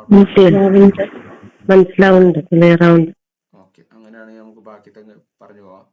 എന്തെങ്കിലും ഡൗട്ട് ഉണ്ടെങ്കിൽ നിങ്ങൾ വായിച്ചിട്ടായാലും പേഴ്സണലി ഒന്ന് ചോദിച്ചാൽ മതി. ഓക്കെ, അപ്പൊ ഭാഷാ പ്രോസസ്സറുകൾ എന്ന് പറയുമ്പോൾ എന്താണ്, മനുഷ്യർ തമ്മിൽ ആശയവിനിമയം നടത്താൻ ഭാഷ ഉപയോഗിക്കുന്നുണ്ട് ഉണ്ടല്ലോ. യെസ്. അപ്പൊ കമ്പ്യൂട്ടറായിട്ട് ആശയവിനിമയം നടത്താനായിട്ട് കമ്പ്യൂട്ടറിന് അറിയാവുന്ന ഒരു ഭാഷ എന്ത് ചെയ്യണം, നമ്മൾ ഡെവലപ്പ് ചെയ്യണം. ഭാഷ ഉപയോക്താവിന് ആവശ്യമായിട്ട് വരുന്നുണ്ട്. അപ്പോ കമ്പ്യൂട്ടർ ഭാഷകളെ ഉയർന്ന തലത്തിലുള്ള കമ്പ്യൂട്ടർ ഭാഷയെന്നും താഴ്ന്ന തലത്തിലുള്ള കമ്പ്യൂട്ടർ ഭാഷയെന്നും രണ്ടായിട്ട് തിരിച്ചിട്ടുണ്ട്. അപ്പൊ എന്തുകൊണ്ടാന്ന് വെച്ച് കഴിഞ്ഞാൽ കമ്പ്യൂട്ടർ ഭാഷകളെ രണ്ടായിട്ടാണ് തിരിച്ചേക്കുന്നത്. എന്താണ്, ഹൈ ലെവൽ ലാംഗ്വേജസും ലോ ലെവൽ ലാംഗ്വേജസും. ഇപ്പൊ നമ്മള് എന്താ പറയാ, നമ്മളെ മനുഷ്യന്മാർക്കിടയിൽ തന്നെ മലയാളം സംസാരിക്കുന്ന പല ആൾക്കാരുണ്ട്. അപ്പം ഒരു ഭാഷയും ഒരാൾക്കാരും വ്യക്തിഗത നടത്താനായിട്ടല്ല. അപ്പൊ ചിലര് മലയാളം, ഇപ്പൊ ഈ നമ്മളെ കാസർഗോഡുകാര് അല്ലെ, അവര് മലയാളം സംസാരിക്കുന്നുണ്ട്. അപ്പൊ കുറെയൊക്കെ ചില കാര്യങ്ങളൊക്കെ അവരുടേതായിട്ടുള്ള നേറ്റീവ് ലാംഗ്വേജസിൽ പറഞ്ഞു കഴിഞ്ഞാൽ മാത്രമാണ് മനസ്സിലാവുള്ളൂ. മലയാളം എന്നുള്ള ശുദ്ധ മലയാളം എന്ന് പറയുമ്പോൾ നമുക്കറിയാം ആ ഒരു ശൈലിയും ഇപ്പൊ ഈ പറഞ്ഞ പോലെ ലോക്കലൈസ് ചെയ്ത് പോകുമ്പോഴത്തെ ഒരു മാറ്റവും. അപ്പൊ നമുക്ക് എന്ത് പറയാം, ഹൈ ലെവൽ ലാംഗ്വേജസ് എന്ന് പറയുമ്പോൾ എന്താണ്, എല്ലാവർക്കും മനസ്സിലാവുന്ന ഒരു ഭാഷയാണ് എന്ത് ഹൈ ലെവൽ ലാംഗ്വേജസ്, അതായത് കോമൺ മലയാളം. എന്നാൽ ലോ ലെവൽ എന്ന് പറയുമ്പോഴോ അത് ഓരോ പ്രദേശത്തെ ഡിപ്പെൻഡ് ചെയ്തുകൊണ്ട് പോകുന്നുണ്ട്. അപ്പൊ അത് മനസ്സിലാക്കാന്ന് വെച്ച് കഴിഞ്ഞാൽ അവിടെ ഒന്ന് താമസിച്ച് ചെയ്ത് വന്നെങ്കിൽ, ഇനിയിപ്പോ എന്താ ചെയ്യാ, ഇപ്പൊ നമുക്ക് അവിടെ പോയി കുറച്ച് നാൾ നിന്നാൽ മാത്രമാണ് ചില കാര്യങ്ങൾക്ക് മനസ്സിലാവുള്ളൂ. അപ്പൊ കമ്പ്യൂട്ടറിലും അതേപോലെ എന്തുണ്ട്, കമ്പ്യൂട്ടറിന്റെ ഹാർഡ്വെയറിന് മനസ്സിലാവാവുന്ന മാത്രമായിട്ടുള്ള ഒരു ഭാഷയാണ് ലോ ലെവൽ. കമ്പ്യൂട്ടറിലും എന്തുണ്ട്, ലോ ലെവൽ ഉണ്ട്. അത് ആ ലൊക്കാലിറ്റി അല്ലെങ്കിൽ ആ ഒരു ഹാർഡ്വെയറായിട്ട് ബന്ധപ്പെട്ട് മാത്രമാണ്. എന്നാൽ ഹൈ ലെവൽ എന്ന് പറയുമ്പോൾ എല്ലാവർക്കും മനസ്സിലാവാം, മനുഷ്യർക്കും മനസ്സിലാവാവുന്ന ഒരു ഭാഷയാണ് ഹൈ ലെവൽ ലാംഗ്വേജസ്. ക്ലിയർ ആണോ?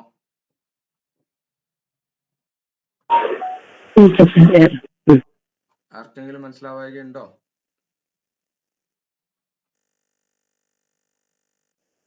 അശ്വതി, ഹരിത, ജിജി, മീര,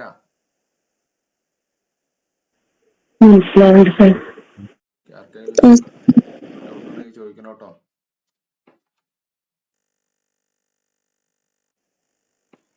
ഓക്കെ, കണ്ടിന്യൂ ചെയ്യാം. അപ്പൊ ലോ ലെവൽ ഹൈ ലെവൽ എന്ന് പറഞ്ഞു കഴിഞ്ഞാൽ ബേസിക്കലി ഇത്രേ ഉള്ളൂ. ഹൈ ലെവൽ എന്ന് വെച്ച് കഴിഞ്ഞിട്ടുണ്ടെങ്കിൽ മനുഷ്യന് മനസ്സിലാവാനായിട്ട്, മനുഷ്യൻ ഇങ്ങനെ പ്രോഗ്രാം ഒക്കെ എഴുതി തുടങ്ങിയപ്പോ ഈ 0യും 1 ഒക്കെ വെച്ച് ഇങ്ങനെ കുറെ എഴുതിയിട്ട് അല്ലെങ്കിൽ അടിച്ചു കയറ്റിയിട്ട് മനുഷ്യൻ മടുത്തു. എന്നാൽ പിന്നെ മനുഷ്യന് മനസ്സിലാവുന്ന രീതിയിൽ ഇൻപുട്ട്, ഔട്ട്പുട്ട്, പ്രിന്റ് എഫ് എന്ന് പറയുന്നത് എന്താ, പ്രിന്റ് ഔട്ട്പുട്ട്. ഇപ്പൊ നമ്മുടെ C++ൽ ഒരു കമാൻഡ് ആണ് പ്രിന്റ് എഫ്. സ്കാൻ എഫ് എന്ന് പറഞ്ഞാൽ എന്താ, സ്കാൻ എഫ് എന്ന് വെച്ച് കഴിഞ്ഞാൽ നമ്മൾ കൊടുക്കുന്ന കമന്റ്, അതായത് കീബോർഡോ മൗസോ വഴി നമ്മൾ കൊടുക്കുന്ന വാല്യൂ സ്കാൻ ചെയ്തെടുക്കുക അല്ലെങ്കിൽ അത് സ്റ്റോർ ചെയ്യുന്നതിന് വേണ്ടിയിട്ടാണ് സ്കാൻ എഫ്. അത്തരത്തിൽ മനസ്സിലാവുന്ന ഭാഷ ഉപയോഗിച്ച് പ്രോഗ്രാമുകൾ എഴുതുകയാണെന്നുണ്ടെങ്കിൽ അത്തരം പ്രോഗ്രാമുകളെയാണ് എന്ത്, ഹൈ ലെവൽ ലാംഗ്വേജസ് എന്ന് പറയുന്നത്. എന്നാൽ കമ്പ്യൂട്ടറിന് മനസ്സിലാവുന്ന 0, 1, ഹെക്സാഡെസിമൽ കോഡുകൾ ഇവയൊക്കെ യൂസ് ചെയ്തിട്ട് ഉപയോഗിച്ചിട്ട് ചെയ്യുന്ന ഭാഷയാണ് എന്ത്, ലോ ലെവൽ ലാംഗ്വേജ്. കമ്പ്യൂട്ടറിന് മാത്രം മനസ്സിലാവുള്ളൂ. മെഷീൻ ലാംഗ്വേജ് എന്ന് പറയുന്നത്, മെഷീൻ ലാംഗ്വേജ് 0യും 1. അപ്പൊ താഴ്ന്ന തലത്തിലുള്ള കമ്പ്യൂട്ടർ ഭാഷ യന്ത്രാധിഷ്ഠിത ഭാഷ എന്നറിയപ്പെടുന്നു. കമ്പ്യൂട്ടറിൽ ലഭ്യമായിട്ടുള്ള മെമ്മറികളും രജിസ്റ്ററുകളും ഉപയോഗിച്ച് ഈ ഭാഷയിലെ പ്രോഗ്രാമുകൾ എന്ത് ചെയ്യുന്നുണ്ട്, എഴുതപ്പെടുന്നു. ഓരോ കമ്പ്യൂട്ടറിന്റെയും രൂപകൽപ്പന വ്യത്യസ്തമായതുകൊണ്ട് ഓരോ കമ്പ്യൂട്ടറിനും പ്രത്യേക താഴ്ന്ന തലത്തിലുള്ള യന്ത്രഭാഷ ഉപയോഗിക്കും. അതാണ് ഞാൻ പറഞ്ഞത്, കണ്ടോ, ലൊക്കാലിറ്റി മാറുമ്പോൾ നമ്മുടെ മനുഷ്യരുടെ ഭാഷയായാലും മാറുന്നുണ്ട്.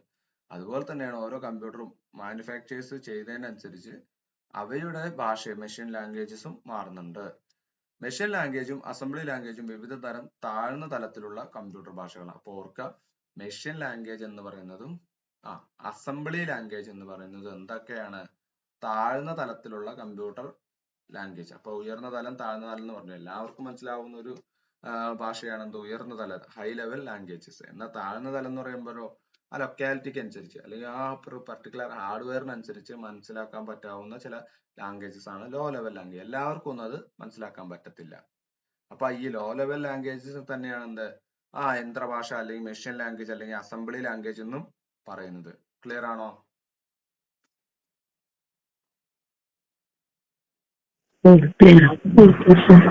ഓക്കെ, ഇനി എന്താണ് യന്ത്രഭാഷ എന്നാണ് പറയുന്നത്. യന്ത്രഭാഷ മെഷീൻ ലാംഗ്വേജ് 0യും 1ഉം ഉപയോഗിച്ചുകൊണ്ട് എന്താണ് എഴുതുന്ന പ്രോഗ്രാമുകളെയാണ് മെഷീൻ ലാംഗ്വേജ്. പ്രത്യേക തരം സൂചനകൾ മാത്രമേ കമ്പ്യൂട്ടറിന് മനസ്സിലാക്കാൻ സാധിക്കുകയുള്ളൂ എന്നാണ് നമുക്ക് മനസ്സിലാക്കാൻ അറിയാം. അതായത് 0 എന്ന് പറയുമ്പോൾ ഒരു കാര്യം നടക്കുന്നില്ല, 1 എന്ന് പറഞ്ഞാൽ നടക്കുന്നുണ്ട്. ഇതാണ് നമ്മൾ അധികവും കമ്പ്യൂട്ടറിലേക്ക്, അല്ലെങ്കിൽ 0 എന്ന് പറഞ്ഞാൽ ഓഫ്, 1 എന്ന് പറഞ്ഞാൽ ഓൺ, അങ്ങനെയൊക്കെ എടുക്കാം. അപ്പോൾ ഈ 1, 0 എന്നീ ബൈനറി സംഖ്യകളുടെ പ്രതിനിധീകരിക്കുന്ന പ്രത്യേക അടയാളങ്ങൾ മാത്രമാണ് എന്ത് ചെയ്യുള്ളൂ, കമ്പ്യൂട്ടറിന് മനസ്സിലാവുള്ളൂ. കമ്പ്യൂട്ടറിന് 0 എന്ന് പറഞ്ഞാൽ എന്താന്ന് മനസ്സിലാവും, 1. അപ്പൊ എല്ലാ കാര്യവും ഈ 0യുടെ 1ന്റെയും ടേമിലായിട്ട് എന്ത് ചെയ്യണം, കൊടുത്തെങ്കിൽ മാത്രം, അല്ലെങ്കിൽ കമ്പ്യൂട്ടറിന്റെ സംസാര ഭാഷയാണ് 01. അപ്പൊ നമ്മൾ സംസാരിക്കുന്ന ഭാഷയെ 01ലേക്ക് മാറ്റി കൊടുത്തെങ്കിൽ മാത്രമാണ് എന്ത് ചെയ്യുള്ളൂ, കമ്പ്യൂട്ടർ മനസ്സിലാവുള്ളൂ. അത്രേ ഉള്ളൂ. അപ്പൊ ഈ ബൈനറി അക്കങ്ങൾ ഉപയോഗിക്കുന്ന ഭാഷകളെയാണ് എന്ത്, യന്ത്രഭാഷ എന്ന് വിളിക്കുന്നത്. യന്ത്രഭാഷയിൽ സ്പെല്ലിംഗ് മിസ്റ്റേക്ക് ഒക്കെ ഉണ്ടല്ലോ. യന്ത്രഭാഷയിൽ പ്രോഗ്രാം എഴുതുന്നത് എന്താണ്, വളരെ ബുദ്ധിമുട്ടാണ് അല്ലെ. നമുക്ക് എല്ലാത്തിനും, നമ്മൾ സംസാരിക്കുന്ന എല്ലാത്തിനെയും 01ലേക്ക് കൺവേർഷൻ ചെയ്ത് കമ്പ്യൂട്ടറിലേക്ക് കൊടുക്കുക എന്ന് പറഞ്ഞു കഴിഞ്ഞാൽ വളരെയധികം വലിയ ടാസ്ക് ആണ്. അതിനു വേണ്ടിയിട്ട് തന്നെ നമ്മൾ നമ്മുടെ എന്താണ് ഒരു ദിവസത്തെ പകുതിയിലധികം ദിവസം കൊടുക്കേണ്ടി വരും. അപ്പൊ എല്ലാ നിർദ്ദേശങ്ങൾക്കും 0ന്റെയും 1ന്റെയും ദൈർഘ്യമേറിയ സ്ട്രിംഗ് ഓർത്തിരിക്കാനായിട്ടും നമുക്ക് സാധിക്കില്ല. ഇപ്പൊ നമ്മൾ ആഡ് എന്ന് പറയുന്നതിന് കറസ്പോണ്ടിങ് ആയിട്ട് ഇപ്പൊ എന്താ 10001 ആണ്. ഇപ്പൊ മൾട്ടിപ്ലൈ എന്ന് പറയുന്നത് എന്തായിരിക്കും, 01110 ആയിരിക്കും. സബ്സ്ട്രാക്ട് എന്ന് പറയുന്നത് എന്തായിരിക്കും, 10110 ആയിരിക്കും. അപ്പൊ ഇങ്ങനെ ഓരോ സ്ട്രിംഗ് ആയിട്ട് ഇതെല്ലാം ആഡിനും മൾട്ടിപ്ലിങ്ങിനും സബ്സ്ട്രാക്ഷനും ഒക്കെ ഓർത്ത് വെച്ച് പ്രോഗ്രാം ചെയ്യാന്ന് വെച്ച് കഴിഞ്ഞാൽ അത് നടക്കത്തില്ല. അപ്പൊ യന്ത്രഭാഷ എന്ന് പറയുമ്പോൾ എന്താണ്, 0യും 1ഉം ഉപയോഗിച്ചിട്ടുള്ള ലാംഗ്വേജസിനെയാണ് യന്ത്രഭാഷ എന്ന് പറയുന്നത്. അത് മനസ്സിൽ നമുക്ക് പ്രോഗ്രാം ചെയ്യാനായിട്ട് എളുപ്പമല്ല. പിന്നെ എന്താണ്? അസംബ്ലി ലാംഗ്വേജ് ആണ്. അടുത്ത അസംബ്ലി ലാംഗ്വേജ് ആണ്. അസംബ്ലി ഭാഷ മധ്യവർത്തിയായ ഇന്റർമീഡിയറ്റ് പ്രോഗ്രാമിംഗ് ഭാഷയാണ്. അതായത് മെഷീൻ ലാംഗ്വേജും അല്ല, എന്നാൽ ഹൈ ലെവൽ ലാംഗ്വേജും അല്ല, അതിന്റെ ഇടയ്ക്ക് ഇന്റർമീഡിയറ്റ് ആയിട്ട് മധ്യവർത്തിയായിട്ട് എന്താണ്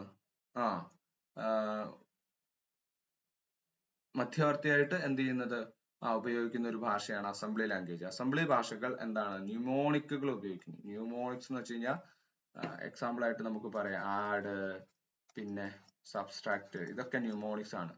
മൂവ് ഇമ്മീഡിയറ്റ്, MVI, ഇതൊക്കെ എന്താണ്? നമ്മുടെ ന്യൂമോണിക്സ് എന്ന് പറയും. ന്യൂമോണിക്സ് അതായത് കുറച്ചൊക്കെ ഒരു സൈൻ ലാംഗ്വേജ് ഒക്കെ പോലെ നമ്മൾ പറയില്ല ആഡ്. ചിലതൊക്കെ നമുക്ക് മനുഷ്യനും മനസ്സിലാക്കാം. എന്നാൽ ആഡ് കഴിഞ്ഞിട്ട് കൊടുക്കുന്ന ഡാറ്റ എന്ന് പറയുമ്പോൾ ബൈനറി ഡാറ്റാസ് അല്ലെങ്കിൽ ഹെക്സാഡെസിമൽ ഡാറ്റാസ് ആയിരിക്കും. 2 ഡാറ്റ അല്ലെങ്കിൽ രജിസ്റ്ററിന്റെ പേരൊക്കെ. ഇത്തരത്തില് പാർഷ്യലി എന്താണ് ഒരു ഹൈ ലെവൽ ലാംഗ്വേജസ്. എന്നാൽ ഫുൾ ആയിട്ടുണ്ടോ? ഇല്ല. എന്നാൽ അതിൽ മെഷീൻ ലാംഗ്വേജ് ഉണ്ടോ? ഉണ്ട്, അതും ഉണ്ട്. ആ രീതിയിലുള്ള സോഫ്റ്റ്വെയറിനെയാണ് എന്ത്? അസംബ്ലി ഭാഷ എന്ന് പറയുന്നത്. ന്യൂമോണിക്കുകൾ എന്ന് പറഞ്ഞാൽ ഇതാട്ടോ, MVI, സബ്സ്ട്രാക്ട്, ആഡ്, ഇതൊക്കെയാണ് ന്യൂമോണിക്കുകൾ എന്ന് പറയുന്നത്. ഒരു പ്രവർത്തനത്തിന് കൊടുക്കുന്ന പ്രതീകാത്മക പേരാണ് എന്താണ്? ന്യൂമോണിക്. കണ്ടോ, ആഡ്, വ്യവകലനത്തിന് സബ്സ്ട്രാക്ട് തുടങ്ങിയവയാണ് ന്യൂമോണിക്കുകൾ. യന്ത്രഭാഷയെ അപേക്ഷിച്ച് അസംബ്ലി ഭാഷയിൽ എന്താണ്? കമ്പ്യൂട്ടർ പ്രോഗ്രാം എഴുതാൻ എളുപ്പമാണ്. എന്തുകൊണ്ടാണ്? ഇത്തരത്തിലുള്ള ചില ന്യൂമോണിക്കുകൾ യൂസ് ചെയ്യുന്നത് നമുക്ക് മനസ്സിലാക്കാൻ പറ്റും. ഇത് യന്ത്രാധിഷ്ഠിത ഭാഷയായതിനാൽ പ്രോഗ്രാമർക്ക് കമ്പ്യൂട്ടർ രൂപഘടനയെ കുറിച്ച് അറിവുണ്ടായിരിക്കേണ്ടതാണ്. ഇനി ഇത് എന്താണ്? യന്ത്രത്തിന് അധിഷ്ഠിതമായിട്ടുള്ള ഒരു ഭാഷയാണ്. അപ്പോ നിങ്ങൾ എന്ത് ഈ ലാസ്റ്റ് പറഞ്ഞ സെന്റൻസ് കൊണ്ട് അർത്ഥമാക്കുന്നത്? ഇത് യന്ത്രാധിഷ്ഠിത ഭാഷയായതിനാൽ പ്രോഗ്രാമർക്ക് കമ്പ്യൂട്ടർ രൂപഘടനയെ കുറിച്ച് അറിവുണ്ടായിരിക്കേണ്ടതാണ്. എന്താ അതുകൊണ്ട് ഉദ്ദേശിക്കുന്നത്? കമ്പ്യൂട്ടറിന് മാത്രം മനസ്സിലാവണത്. അങ്ങനെയല്ല സുചിത്ര. അതെന്ന് വെച്ച് കഴിഞ്ഞാൽ എന്തുണ്ടല്ലോ, ഇപ്പൊ നമ്മള് 10ാം ക്ലാസ്സിലെ ഒരു കണക്ക് 5ാം ക്ലാസ്സിലെ കൊച്ചിന് ഇട്ട് കൊടുത്തു കഴിഞ്ഞാൽ ചെയ്യുവോ?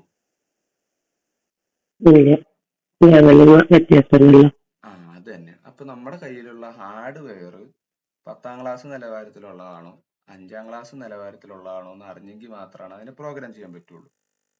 അപ്പൊ ആ 5ാം ക്ലാസ് നിലവാരത്തിലുള്ള ഹാർഡ്വെയർ ആണെന്നുണ്ടെങ്കിൽ അതിന് 10ാം ക്ലാസ് നിലവാരത്തിലുള്ള ഒരു പ്രോഗ്രാം കൊടുത്തു കഴിഞ്ഞാൽ അത് ചെയ്യുവോ? അതാണ് ആ പ്രോഗ്രാമറുടെ കടമ എന്ന് പറയുന്നത്. നിങ്ങളുടെ കയ്യിലിരിക്കുന്ന പ്രോഗ്രാമർക്ക് കമ്പ്യൂട്ടറിന്റെ രൂപഘടനയെ കുറിച്ച് അറിവുണ്ടായിരിക്കണം എന്ന് പറയുന്നത് അതാണ്. എങ്കിൽ മാത്രമാണ് ഏത് സോഫ്റ്റ്വെയർ ഏത് ലെവലിൽ കൊടുക്കണം എന്ന് തീരുമാനിക്കാൻ പറ്റുള്ളൂ. ഞാൻ പറഞ്ഞു എല്ലാ കാര്യങ്ങളും കമ്പ്യൂട്ടറിന്റെ കപ്പാസിറ്റി അനുസരിച്ചാണ് ചെയ്യുക. അതാണ് ഡിസൈനർ. കണ്ടോ, ഒരു നല്ലൊരു കമ്പ്യൂട്ടർ എഞ്ചിനീയറുടെ ധർമ്മം അതാണ്. ക്ലിയർ ആയോ? ഓക്കേ, ഇനി അടുത്തത് ഉയർന്ന തലത്തിലുള്ള ഭാഷ, ഹൈ ലെവൽ ലാംഗ്വേജ്. അടുത്താണ് ഹൈ ലെവൽ ലാംഗ്വേജ്. നമ്മൾ പറഞ്ഞു ഏതൊക്കെയായിരുന്നു? ഒന്ന് മെഷീൻ ലാംഗ്വേജ്, ഒന്ന് അസംബ്ലി ലാംഗ്വേജ്, പിന്നെ ഉയർന്ന തലത്തിലുള്ള ഹൈ ലെവൽ ലാംഗ്വേജ്. അപ്പൊ ഈ ഭാഷകള് ഇംഗ്ലീഷ് ഭാഷയെ പോലെ ഉള്ളതും അസംബ്ലി ഭാഷയെക്കാളും യന്ത്ര ഭാഷയെക്കാളും ലളിതമായിട്ട് മനസ്സിലാക്കാൻ സാധിക്കുന്നതാണ്. അതായത് വായിച്ചു കഴിഞ്ഞാൽ മനസ്സിലാക്കലേ ഉള്ളൂ. ഇതിൽ പ്രോഗ്രാം ചെയ്യാന്നൊക്കെ പറഞ്ഞു കഴിഞ്ഞാൽ ടാസ്ക് തന്നെയാണ് കേട്ടോ, വെറുതെ ഒന്നും നടക്കത്തില്ല. അത് ഈസി ആയിട്ട് ചെയ്യാന്ന് വെച്ച് കഴിഞ്ഞാൽ നടക്കുന്നില്ല. ജാവ പ്രോഗ്രാം നമുക്കറിയാം, കമ്പ്യൂട്ടർ എഞ്ചിനീയർമാർ ഇപ്പം മുഴുവൻ ഹൈ ലെവൽ ലാംഗ്വേജസ് ആണ്. അവരെഴുതുന്ന കോഡാണ് കമ്പ്യൂട്ടർ എക്സിക്യൂഷൻ ചെയ്യുന്നത്. അപ്പോൾ ഉയർന്ന തലത്തിലുള്ള ഭാഷകൾ കമ്പ്യൂട്ടറിന് മനസ്സിലാക്കുവാൻ സാധിക്കില്ല. പക്ഷെ ആർക്ക് മനസ്സിലാക്കാൻ സാധിക്കില്ല? കമ്പ്യൂട്ടറിന് മനസ്സിലാക്കാൻ സാധിക്കില്ല, മനുഷ്യന് മനസ്സിലാക്കാം. അപ്പോൾ ഉയർന്ന തലത്തിലുള്ള ഭാഷകൾ എഴുതിയിരിക്കുന്ന കമ്പ്യൂട്ടർ പ്രോഗ്രാമിനെ അതിന് തുല്യമായ യന്ത്രഭാഷയിലേക്ക് മാറ്റിയിട്ടാണ് എന്ത് ചെയ്യുന്നത്? കമ്പ്യൂട്ടർ എക്സിക്യൂഷൻ ചെയ്യുന്നത്. ആയതിനാൽ ഇത്തരം ഭാഷകളെ തർജ്ജമ ചെയ്യുന്നതിന് ഒരു ഭാഷയെ എന്താണ് ആവശ്യമാണ്. അത്തരത്തില് തർജ്ജമ ചെയ്യുന്ന ഭാഷകളാണ് കമ്പൈലർ അല്ലെങ്കിൽ ഇന്റർപ്രറ്റർ. എന്താന്ന് മനസ്സിലായോ? ഹൈ ലെവൽ ലാംഗ്വേജ്, മനുഷ്യന് മനസ്സിലാവുന്ന ഹൈ ലെവൽ ലാംഗ്വേജസിനെ എന്താക്കി മാറ്റാനായിട്ടാണ്? ലോ ലെവൽ ലാംഗ്വേജ് ആയിട്ട് മാറ്റുന്നതിനായിട്ടാണ് തർജ്ജമ അല്ലെങ്കിൽ ഇന്റർപ്രറ്റർ അല്ലെങ്കിൽ കമ്പൈലർ അല്ലെങ്കിൽ ഇന്റർപ്രറ്റർ ഉപയോഗിക്കുന്നത്. കമ്പൈലർ അല്ലെങ്കിൽ ഇന്റർപ്രറ്റർ ഉപയോഗിക്കുന്നത് എന്തിനാണ്? ഹൈ ലെവൽ ലാംഗ്വേജസിനെ ലോ ലെവൽ ലാംഗ്വേജസ് ആയിട്ട്. ഇനി എന്താണ് ഈ കമ്പൈലറും ഇന്റർപ്രറ്ററും തമ്മിലുള്ള വ്യത്യാസം? കമ്പൈലറും ഇന്റർപ്രറ്ററും തമ്മിലുള്ള വ്യത്യാസം എന്താ?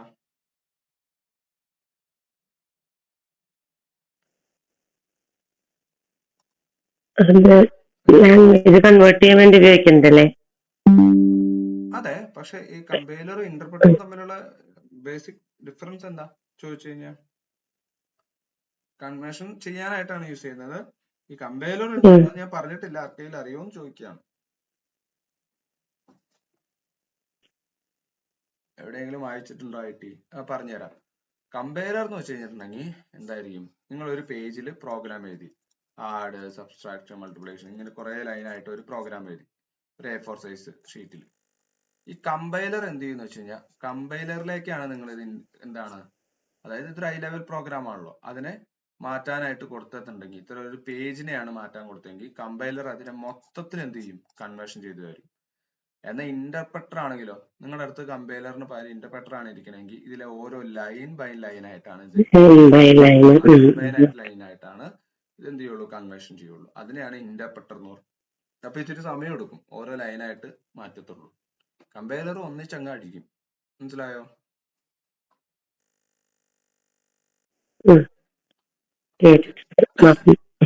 അപ്പൊ ഒന്നോടെ പറയാം, ഉറക്കം തൂങ്ങിയിരിക്കുന്നവർ ഒന്നോടെ ശ്രദ്ധിക്കുക. ഭാഷാ സോഫ്റ്റ്വെയർ, ഭാഷാ പ്രോസസ്സറുകളിൽ നമ്മൾ പറഞ്ഞിട്ടുണ്ട് ഏതൊക്കെയാണ്. രണ്ടാമത് ഭാഷാ പ്രോസസ്സറാണ്, അതിൽ വരുന്നതാണ് യന്ത്രഭാഷ, മെഷീൻ ലാംഗ്വേജ്, അസംബ്ലി ലാംഗ്വേജ്, പിന്നെ എന്ത് ചെയ്യുന്നുണ്ട്, ഹൈ ലെവൽ ലാംഗ്വേജ്. അതിന്റെ ഓരോന്നിന്റെ എക്സാമ്പിൾ നമ്മൾ പറഞ്ഞു. മെഷീൻ ലാംഗ്വേജ് എന്താണ്, 0 ഉം 1 ഉപയോഗിച്ചിട്ടുള്ള പ്രോഗ്രാമാണ്. യന്ത്രഭാഷ മെഷീൻ ലാംഗ്വേജ് എന്ന് പറഞ്ഞു. അപ്പൊ അത് മനസ്സിലാക്കാനായിട്ട് ബുദ്ധിമുട്ടാണ്. ഇനി അസംബ്ലി ലാംഗ്വേജസോ ന്യൂമോണിക്സ്, ആ ന്യൂമോണിക്സ് എന്നുള്ള പേര്, ന്യൂമോണിക്സിനുള്ള പേര് ഇമ്പോർട്ടന്റ് ആണ്. ന്യൂമോണിക്സ് രണ്ടും ലോ ലെവൽ ലാംഗ്വേജസ് ആണ്. എന്നാൽ രണ്ടും തമ്മിലുള്ള പ്രത്യേകത എന്താണ്, വ്യത്യാസം എന്താ, ഒന്നില് ന്യൂമോണിക്സ് ഉപയോഗിക്കുന്നുണ്ട്, ന്യൂമോണിക്സ്. അതുകൊണ്ട് തന്നെ മെഷീൻ ലാംഗ്വേജിനേക്കാളും പ്രോഗ്രാം ചെയ്യാനായിട്ട് കുറച്ചുകൂടെ ഈസിയാണ്. എന്നാൽ ഹൈ ലെവൽ ലാംഗ്വേജസോ മനുഷ്യന് മനസ്സിലാക്കാൻ കഴിയാവുന്ന ഭാഷയാണ് ഹൈ ലെവല്, എന്നാൽ കമ്പ്യൂട്ടറിനൊട്ട് മനസ്സിലാക്കാൻ പറ്റത്തില്ല. അപ്പൊ അതുകൊണ്ട് തന്നെ ഇതിന് കൺവേർഷൻ ചെയ്യാൻ ഉപയോഗിക്കുന്ന സോഫ്റ്റ്വെയറുകളാണ് കമ്പൈലറും ഇന്റർപ്രറ്ററും. ഇനി കമ്പൈലർ മൊത്തത്തിൽ ഒരു പേജിനെ കൺവേർഷൻ ചെയ്യുന്നുണ്ടെങ്കിൽ ഇന്റർപ്രറ്റർ എന്തായിരിക്കും, ഓരോ ലൈൻ ബൈ ലൈൻ ആയിരിക്കും. ഇനി ഹൈ ലെവൽ ലാംഗ്വേജസിന്റെ എക്സാമ്പിൾസ് ആണ് എന്ത്, ബേസിക്, സി, C++, ജാവ എന്നിവ. ഏതൊക്കെയായിരുന്നു, ബേസിക്, C++, ജാവ. ഓർത്ത് വെച്ചേക്കുക. ക്ലിയർ ആണോ? ബേസിക് എന്ന് പറയുന്നത് വിഷ്വൽ ബേസിക്. അത് തന്നെ. പിന്നെ സി ഉണ്ട്, C++ ഉണ്ട്, ജാവ ഉണ്ട്. അപ്പൊ ഇത്തരത്തിലുള്ള പല ഹൈ ലെവൽ ലാംഗ്വേജ് പ്രോഗ്രാമുകൾ, പൈത്തൺ, ഇതൊക്കെ ഹൈ ലെവൽ ലാംഗ്വേജ് പ്രോഗ്രാമാണ്. പൈത്തൺ ഉണ്ട്, C# ഉണ്ട്, ഇതൊക്കെ ഉണ്ട്. HTML പക്ഷെ പ്രോഗ്രാമിംഗ് അല്ല, അത് വെബ് ഡിസൈൻ ലാംഗ്വേജ് ആണ്, പ്രോഗ്രാം അല്ല കേട്ടോ. അപ്പൊ അതൊന്ന് മനസ്സിലാക്കുക. അപ്പൊ ഈ പേരൊക്കെയാണ് നമുക്ക് എക്സാമിന് ചോദിക്കുക. നിങ്ങൾ എക്സാമിന് ഇതൊക്കെയാണ് ഒന്ന് എന്താണ് ഒന്നുകൂടെ ഒന്ന് തറവാക്കേണ്ടത്. അപ്പൊ കമ്പൈലർ എന്താ, അതിന്റെ ഡിഫറൻസ്, ഇത്ര മതിയോ? ഇനി വിവിധ തരത്തിലുള്ള പ്രോസസ്സറുകളുടെ എല്ലാം ഒന്നിച്ച് പറഞ്ഞു പോയി കഴിഞ്ഞാലും പാടാണ്. പോരെ? അപ്പൊ ഇന്ന് കമ്പ്യൂട്ടർ തീർക്കാം. ഇപ്പൊ ഞാൻ പറഞ്ഞ പോലെ തന്നെ നിങ്ങൾ ശ്രദ്ധിക്കുക, തന്ന ടോപ്പിക് നിങ്ങൾ ഒന്ന് സ്ട്രെയിൻ ചെയ്ത് എടുക്കണം. കാരണം നമുക്ക് പിടിക്കണം എന്നുണ്ടെങ്കിൽ, LDC പിടിക്കണം എന്നുണ്ടെങ്കിൽ ഈ ചാർട്ട് ചെയ്യേണ്ട ഇതിനനുസരിച്ച് പോവുക, നമ്മൾ അത് എടുത്തു തരും. അപ്പൊ അതുകൊണ്ട് നിങ്ങൾ മുടക്കാണ്ടിരിക്കുക. കാരണം നിങ്ങളുടെ ആ ഒരു ടോപ്പിക് തീർക്കുക എന്നുള്ളതാണ് നമ്മുടെ ലക്ഷ്യം. അതിന്റെ എക്സാം നടത്തുമ്പോൾ കുറച്ചൊന്ന് മെനക്കെട്ട് കഴിഞ്ഞാൽ ആ എക്സാം നമുക്കൊരു എന്താണ് 100 മാർക്കിന്റെ എക്സാമും കിട്ടും. ആ ടോപ്പിക് തീർന്നു കഴിഞ്ഞാൽ നമുക്ക് അതിന്റെ ഒരു സമാധാനമുണ്ട്. അപ്പൊ നിങ്ങൾ അത് തീർക്കാൻ നോക്കുക. നിങ്ങളെ പുഷ് ചെയ്യാൻ വേണ്ടിയിട്ടാണ് അങ്ങനെ ഇച്ചിരി ടോപ്പിക് കൂടുതലിട്ട് തന്നെ. അപ്പൊ നമ്മൾ നമ്മുടെ കംഫോർട്ടിനനുസരിച്ച് എല്ലാം ചെയ്തു കഴിഞ്ഞാൽ എല്ലാ ലക്ഷ്യസ്ഥാനത്ത് എത്തൂല. അപ്പൊ അതുകൊണ്ട് കുറച്ചൊക്കെ എഫോർട്ട് ഇടാൻ ശ്രമിക്കുക. ഒരു 90% തീർന്നാൽ കൂടി നമുക്കത് അടുത്ത ഒരു വീക്ക് വരുമ്പോ എടുത്ത ടോപ്പിക് ആണെങ്കിൽ അതിന് പകരം നിങ്ങൾക്ക് കയറ്റി പിടിക്കാലോ. അപ്പൊ അങ്ങനെ വിചാരിക്കാം. ഓക്കെ, അങ്ങനെ വൈൻഡപ്പ് ചെയ്യാം. ഏതിന്റെയാണ് സുചിത്ര? ഇപ്പൊ ഈ സോഫ്റ്റ്വെയർ പിന്നെടുത്തില്ലേ, അതിന്റെ ഞാൻ ആപ്പിലില്ലേ കമ്പ്യൂട്ടറിന്റെ, എന്നാ ഞാൻ ഇട്ടേക്കാം. ആപ്പിലേക്ക് ഏറ്റിട്ടാ മതിയോ? ഞാൻ നോക്കിയില്ല. മതി മതി. ഓക്കെ, ഞാൻ ഇട്ടേക്കാം. ഓക്കെ, അപ്പോ ഓക്കെ സാർ, താങ്ക് യു. ശരി.